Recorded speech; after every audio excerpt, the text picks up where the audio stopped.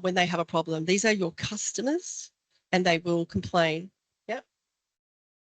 The customer should get what they are paying for. And I often see that they're not. I see that they're getting 20% of what they're paying for.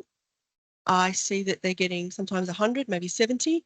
And I think there's room for wriggle room in there. I don't think it's going to be 100% all the time. This is a hard sector to work in. Let me tell you that the clients that you're working in SIL homes, registered mental health nurses would find it difficult. And that's why I've always thought this isn't fair. We are throwing our most unskilled people into the hardest group of clients that there are. It's not fair. But the client, you should always put, is this value for money for this client?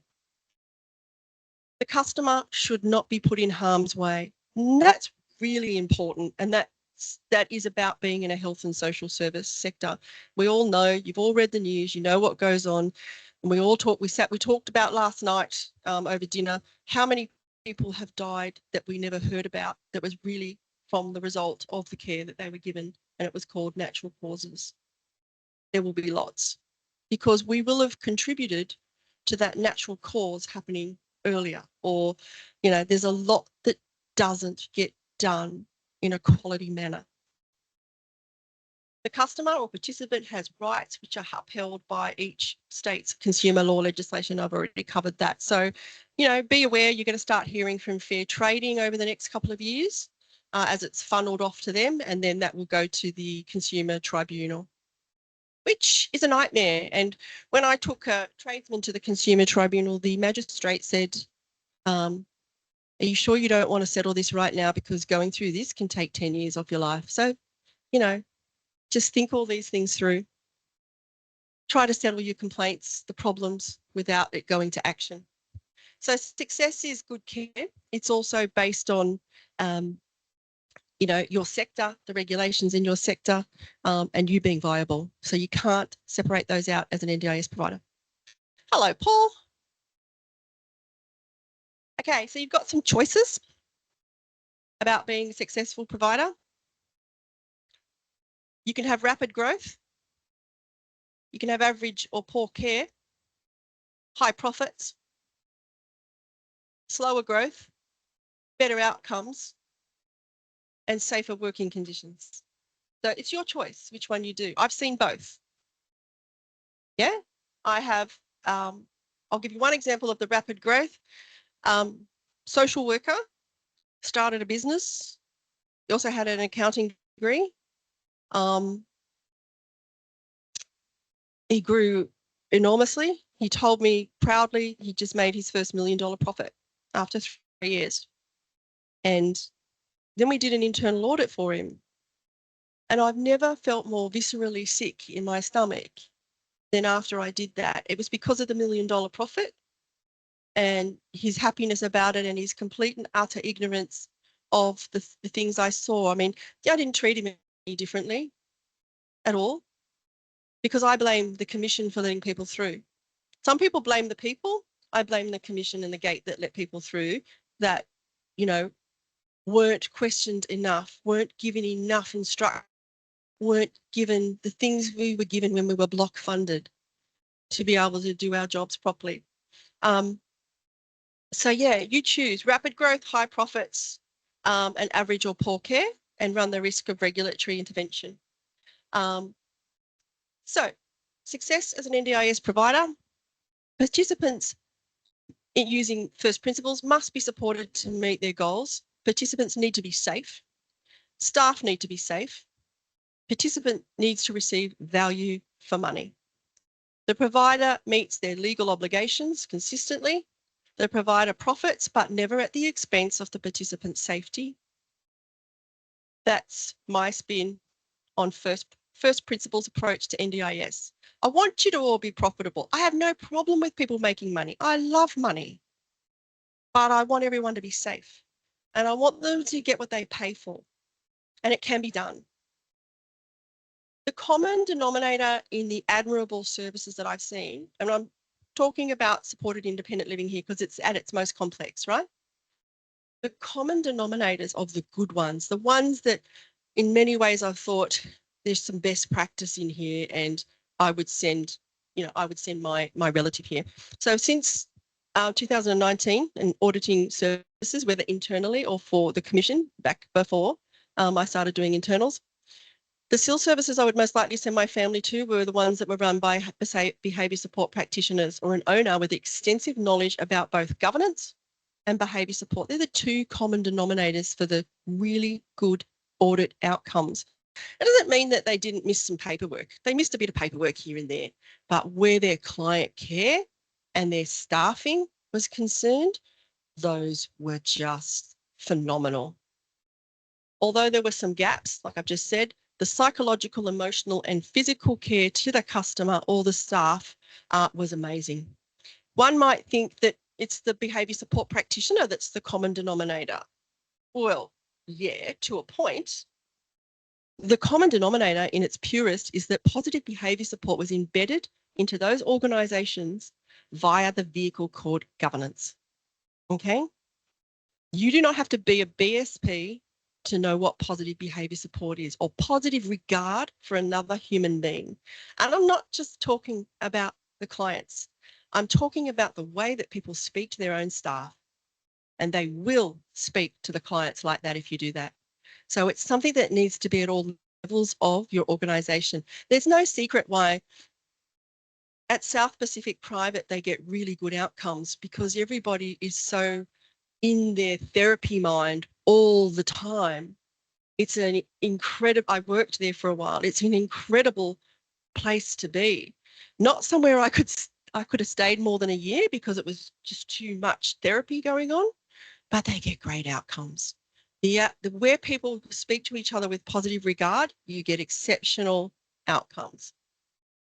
It would be my greatest hope that by the end of today, you're going to see the connection between positive behaviour support, successful services from a top-down, bottom-up approach, and how it can tie into governance as well. Okay, governance is your friend.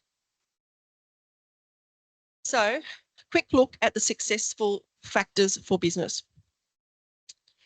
This is a traffic light, which means the red I think are the most important, amber, you get the drill.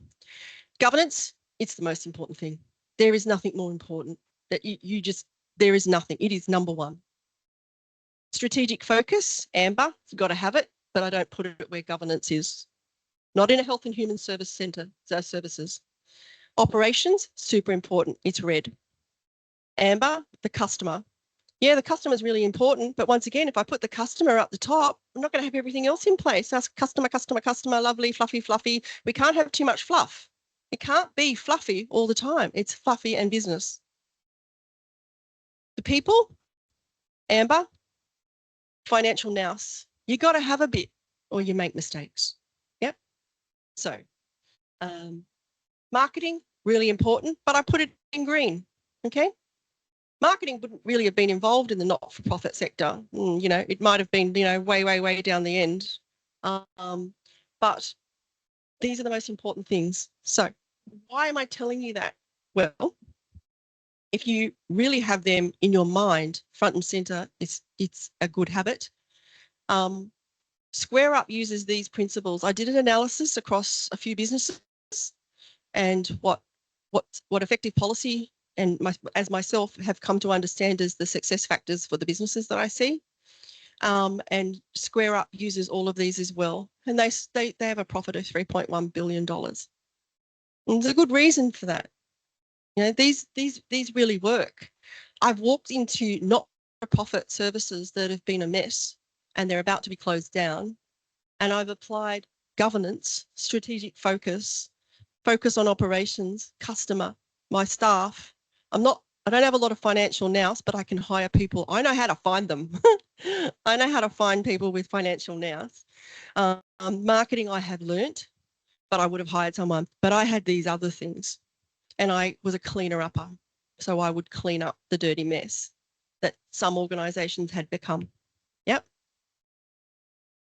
So what are you supposed to do with that? That's all very interesting, Gina. Well, what do I do with that? Use it in your strategic plan. Do you know that before the NDIS, every set of standards that you were assessed against, you had to have a strategic plan and a business plan. I just found myself laughing around on the floor, rolling around when I came to the NDIS as an auditor for the commission. And I thought, business plan, they've only got a business plan. What if they only got a business plan? Both have to do. But the standards say strategic plan or business plan. Now, if you want to do well, you're going to have a strategic plan and it might go 3 or 5 years. And your business plan, the job of your business plan is to operationalize that strategic plan annually. You can do it every 6 months if you're into really big growth spouts, but the job of a business plan is to operationalize your strategic plan, right? Your business plan, you can use it free. I'm not going to tell you that you should everyone go home and write a strategic plan because you've only got a business plan, but I'm telling you what works. And I'm telling you what other businesses would do. And I'm telling you what the big not-for-profits wouldn't be without. Your day-to-day operations, keep it in your heads, thinking. I am always thinking governance. Ali is always thinking governance. Leanne and Kylie, it's governance, governance, governance. That is all we talk about, governance, governance. And the other reason, it might light your fire. You don't know what you're going to think. Kylie and Leanne and I were talking last night, and Kylie and I were talking about when we first got exposed to quality standards. Mine was 2002, I think. I can't remember what year yours were, Kylie. But I felt like I'd been given the key to the city. I couldn't believe the light switch. Kylie said light switch. I said key to the city. I couldn't believe that this was how I was going to fix this organisation that I'd got. You know, basically what happens in not-for-profit, everyone steps back and you inherit the manager role because, oh, I forgot to step back. So that's often what happens. You fall into those things. And I had to sink or swim. And when I went to that first quality meeting, I just thought the lights just came on and it can fix everything. It's like my Pilates teacher says, Pilates fixes everything. Governance will fix everything if you apply it. So governance is your matrix. It's your friend. Love it because it will make your life easier. What I learnt was after I learnt to apply these principles, I could go shopping a whole lot more because I had everything working around me. You know, I could go out and do other things as a senior manager or a CEO. I could go and do what CEOs do, go to board meetings. But if you're busy putting out fires all the time, I will guarantee you it's because of a lack of governance. So let's talk about the governance framework of the NDIS, okay? Now, it's not the governance framework of every service type out there or sector. It's the governance framework of the NDIS. Aged care, slightly different. Not very, but slightly. Community services sector, they have some standards I used to assess under called the Health and Community Service Standards, slightly different. So you've got to be guided by your regulatory obligations. And for you guys, as NDIS providers, it's Division 2 of the core module. So your NDIS governance framework is governance and management, continuity of supports, human resource management, incident management, complaints and feedback management, information management, quality management, risk management, and the good old emergency and disaster, which they added during COVID, and they went overboard with in those standards. It was overcompensation. I just hope in the next iteration of the standards, they back it back a few notches and make it make a little bit more sense because they went overboard. So this is your governance framework and this matters and you'll find out. I want to introduce you to another way to look at it. So although there are nine elements there, I take the governance and operational management and it sits above all the others. Yep. So your governance framework is exactly what I just showed you, but governance and operational sit above these other governance substandards for the NDIS because somehow you've got to keep them all together. So you've got operations and governance sitting above them. Okay. Now, there's good news because I'm going to, all I've got to do now is cover off on you. We've done the governance framework. I've only got to cover off now what the quality framework is, what the risk management framework is, and what your compliance framework is. So I hope you're excited, okay? But there's some good news. It's exactly the same. Okay, you know one. If you know one, then you know them all. Your quality framework for the NDIS is exactly the same as your governance framework. Your risk framework in the NDIS is exactly the same, and your compliance framework is exactly the same. So all you got to know is one, and you've got them all. Okay, so you can learn one, just like you can learn all of the reportable incidences. You can learn these, and you live and breathe them. So let's do some scenarios, and there'll be a bit of polling in there again. I want to tell you, I was going to tell you a few, but we're running out of time. How's our time going, Ellie? Excellent, excellent. They've got some repairs and maintenance to do, clearly. I'm going to tell you a scenario. This is a true story. So I went in to do an internal audit for a service. The person was very peacocky. That's what the peacock's for. So she was very, I'm really, really good. I'm fabulous. I haven't got time. Sweetie, I'm on the phone. Oh, you do that. No, I'll grab a seat. I'll get there in a minute. You know, she's just such a peacock, right? And she thought she was fab and she was sort of showing off. And I thought, oh, okay, that's interesting. She's really good. She'd owned a RTO before. She said, I know about standards. Don't tell me about standards. I know about standards. I've done RTO standards, right? And I thought, oh, okay, it's going to be good. This is going to be an easy one. There were no assessments. Not one participant out of the 250 had an assessment. Not one participant had a support plan. What they were looking at was the NDIS standard support plan. And she go, it is a support plan. I go, it's not a support plan. That is the NDIA plan.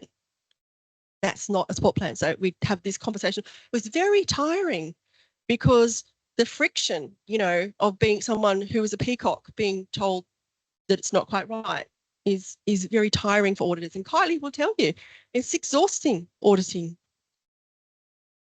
So the pushback came, and I had a colleague who I was training up in with me at the moment. Now that colleague happened to be one of my mates from Aging, Disability and Home Care. We were policy analysts together in the building on Clarence Street, and I had to keep her in her seat because that was the first time she'd seen what happens in the NDIS. She used to run the clusters in Western Sydney for the SIL, and I had to almost had to strap her in the seat. So I said, calm down. We get a lot of this. So there were no participant individual. Well, it goes to say, doesn't it? If there's no assessment, there's not going to be any individual risk assessment, and there wasn't. Okay. There was no participant onboarding, nothing. There was no way to tell what had been given to them because I don't think much had. And there was no staff onboarding, none. There was probably, so 250 clients, there must have been 200 staff as well. Pretty busy business. The policies, they were outdated. We were 1.5 years past worker screening and not one person was worker screened, and she didn't even know about it. Didn't even know about it. And this is the person who ran an RTO, and they have pretty strict standards. But she hired a compliance officer. So she said to me, I had a compliance officer. He's only just left 6 weeks ago. It was his job to do this. I went, well, I'm sorry, but he didn't do it. And she went, well, it's him. He did it. It's his, he did this to me. He's done this. I went, there were no job descriptions. No one had a job description. She didn't know really what he did. I just told him to do it. Just do it. Just do what has to be done. So no one had a job description. No one had been trained. Nothing. No one was trained in medication. Some of them didn't even have the quality, safety and you. And she had a lot of money. She made lots. She made lots of money, and she'd only been in business again for 3 years. It's really easy to make money when you don't do it properly, is the moral to my story. So we had the governance chat, and she was older than me. I know it's possible. It is possible. Someone's older. She was older than me. She didn't like it. She didn't take it very well. It was really hard. It's really hard. It's, it's anxiety provoking.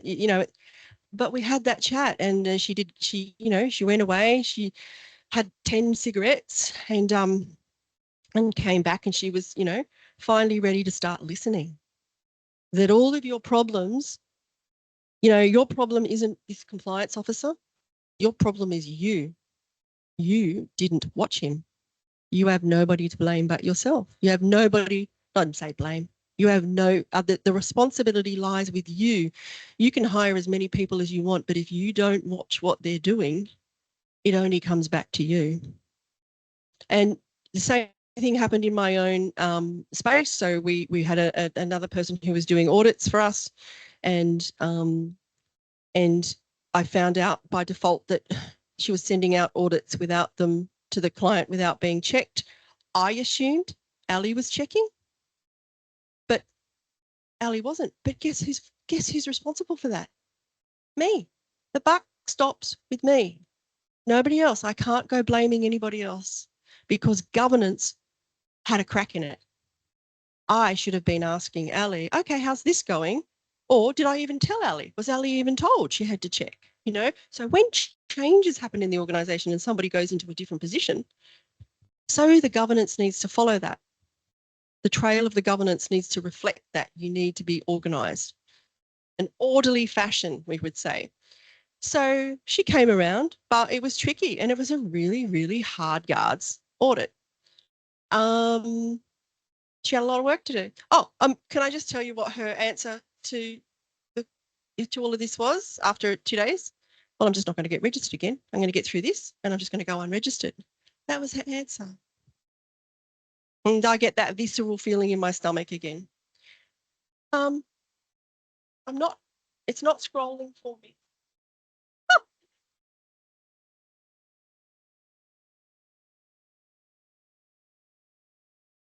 That's wonderful. Look at you down there on the ground. Okay, so I would like you to tell me,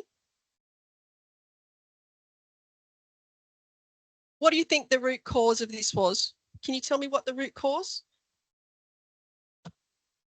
Yeah, we don't have to scan it if you want. The people at home will probably scan it.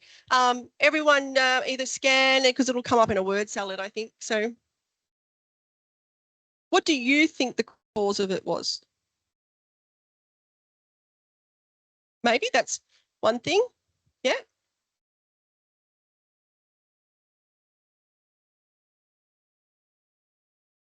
Will it go on?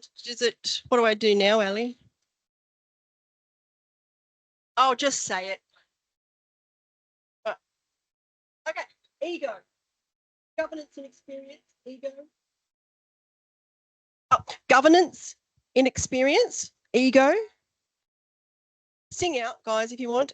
Lack of accountability, lack of communication, arrogance, hubris. What does that mean, Nick? Yeah, yep. Lack of accountability, governance, experience. Communication and compliance, apathy. Is that my next one? Oh, seriously. Insecurity, easy money focus, wrong person for the job, no accountability, lack of knowledge, ignorance, laziness, ego. I got 2 egos. That's pretty cool. Okay. All right. I think you're kind of on the right track.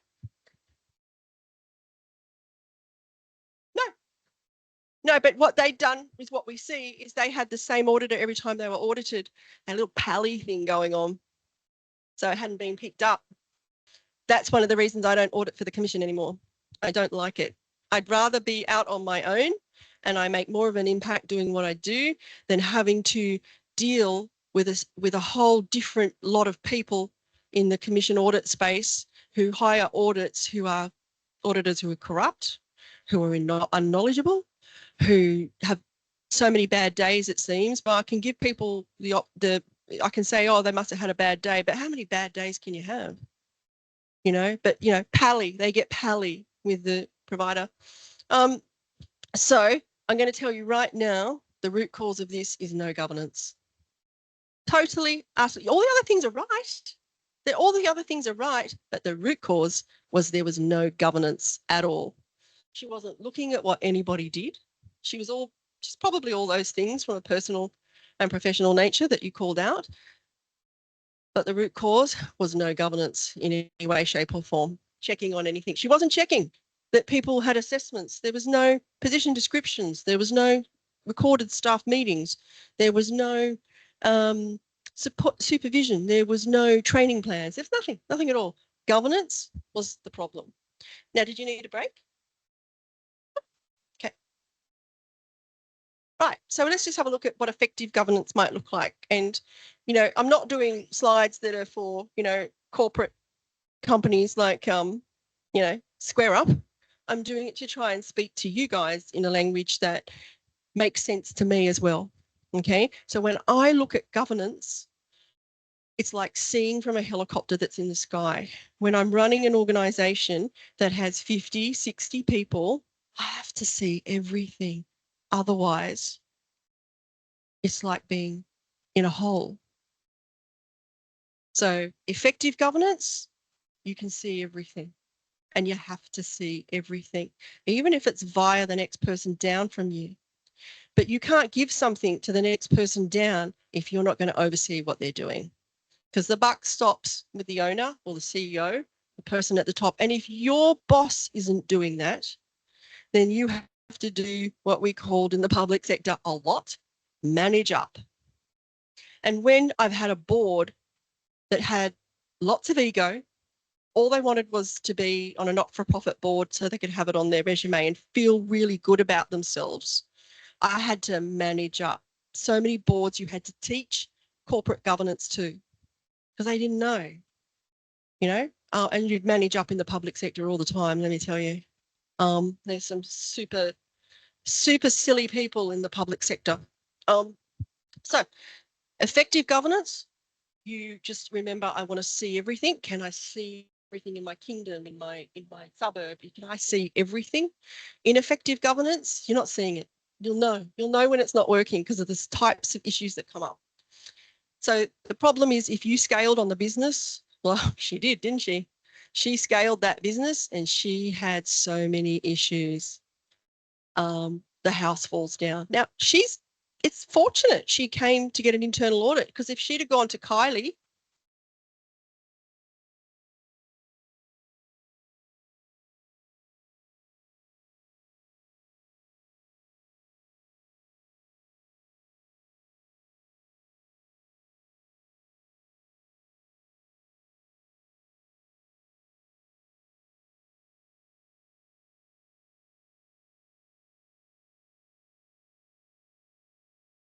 no worries. Are you just getting back on the internet?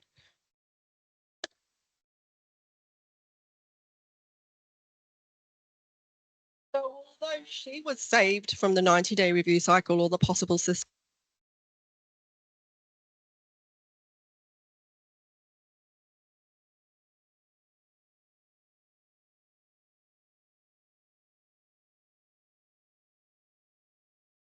easy, and some of them can really wear you down. So I've seen some stuff. Yeah, it's not moving for me.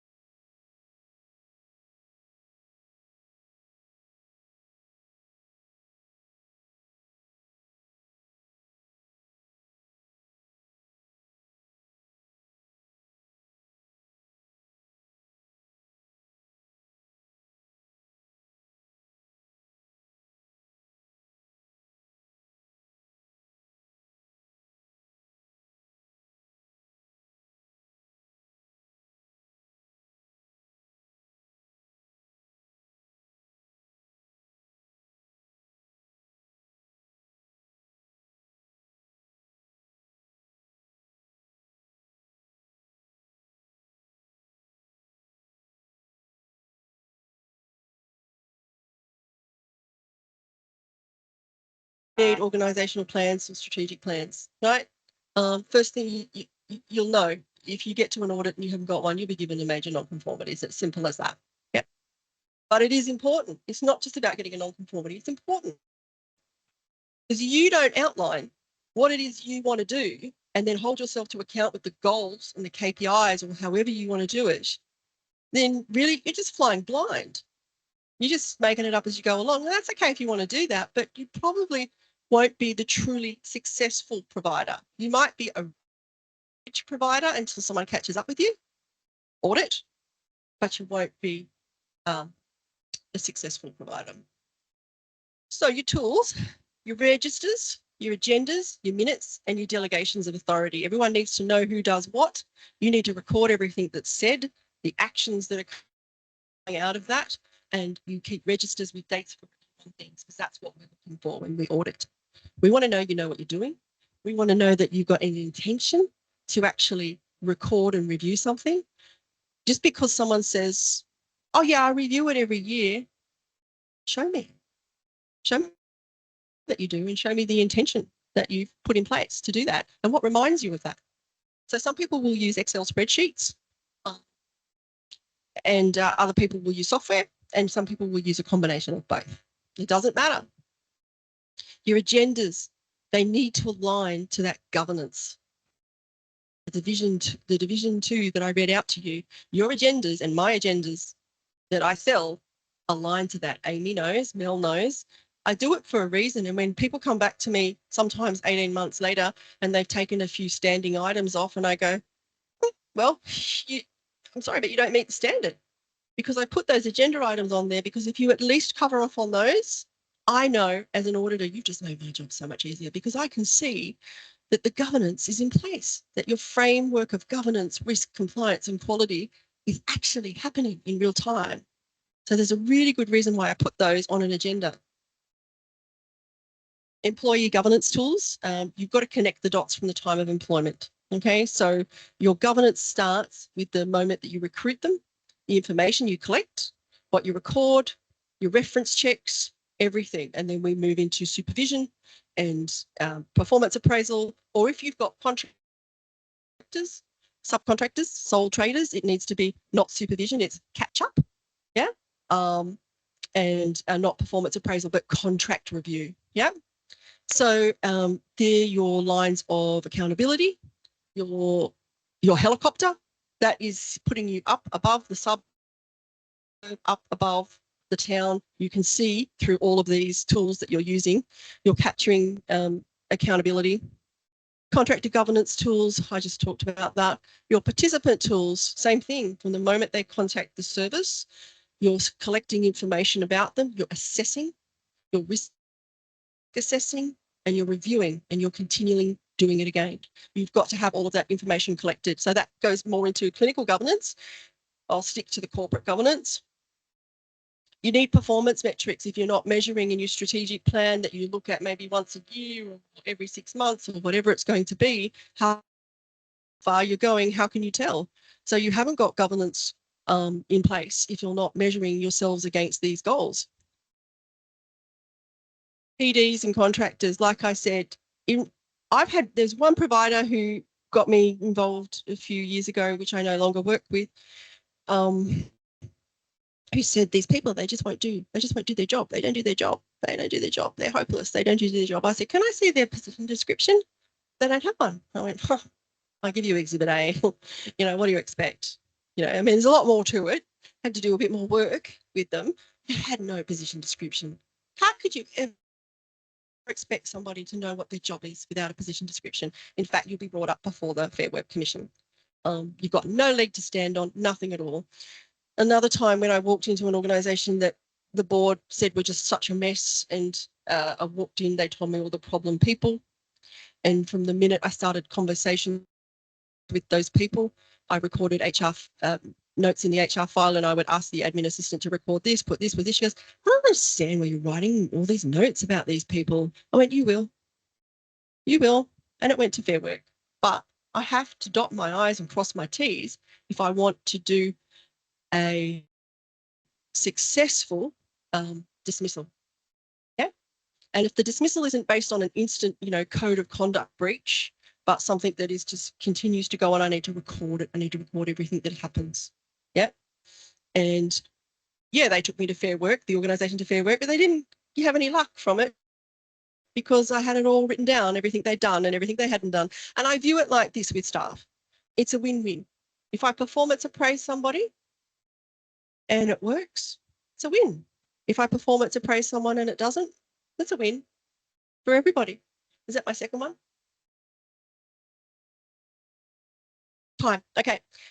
Next tool, performance-related supervision. I've already talked about that. So we have supervision for people, we have catch-ups for subcontractors, and participant meeting minutes. Of course, we need meeting minutes. We're never seeing meeting minutes in audits. We don't see when you're talking to other people, and there's a standard that talks about collaboration. So you really want to take notes about the conversations you're having with other service providers around that person. Goal progress, done pretty badly. Adaptions of support plans, often not done, but getting better. I'm going to say over the last 4 years, they were awful. Now they're getting a lot better out there. These are your key governance tools. Performance appraisals goes without saying for accountability of staff, and policies and procedures, as boring as they are, they're so necessary, and your internal audits. And I would start considering unannounced visits for your services so you can see what's going on when you're not looking. I think it's time for a break.